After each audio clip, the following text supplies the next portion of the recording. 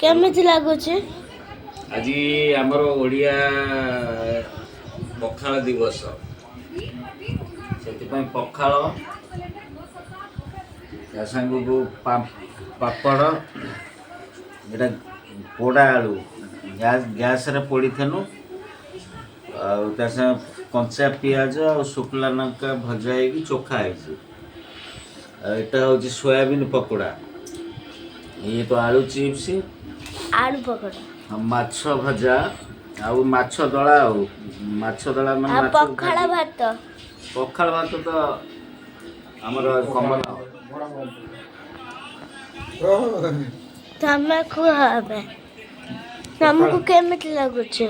ପଖାଳ ଭାତ, ମାଛ ଭଜା, ମାଛ ଭଜା, ମାଛ ଆଉ ଦଳା, ତାପରେ ପାମ୍ପଡ଼ ଭଜା,